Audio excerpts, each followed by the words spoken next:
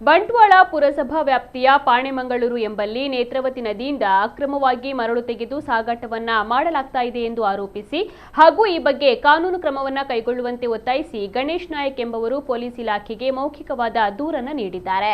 ಪಾಣೆಮಂಗಳೂರಿನಲ್ಲಿ ನೇತ್ರಾವತಿ ನದಿಯಲ್ಲಿ ಅಕ್ರಮವಾಗಿ ಮರಳು ತೆಗೆಯಲು ದೋಣಿಗಳು ನಿಂತುಕೊಂಡಿವೆ ಹಾಗೂ ಈಗಾಗಲೇ ಅಕ್ರಮವಾಗಿ ತೆಗೆದ 10ಕ್ಕೂ ಅಧಿಕ ಲೋಡ್ ಮರಳನ್ನ ದಾಸ್ತಾನು ಮಾಡಲಾಗಿದೆ. ಪಾಣೆಮಂಗಳೂರು ಸೇತುವೆ ಹಾಗೂ ರೈಲ್ವೆ ಸೇತುವೆಯಿಂದ ಕೂಗಳತೆಯ ದೂರದಲ್ಲಿ ಅಕ್ರಮವಾಗಿ ಮರಳುಗಾರಿಕೆ ನಡೆಯುತ್ತಿದೆಯಾದರೂ ಪೊಲೀಸ್ ಇಲಾಖೆ ಯಾವುದೇ ರೀತಿಯ ಕ್ರಮವನ್ನು ಕೈಗೊಂಡಿಲ್ಲ ಎಂಬ ಆರೋಪವನ್ನು ಕೂಡ ಮಾಡಿದ್ದಾರೆ.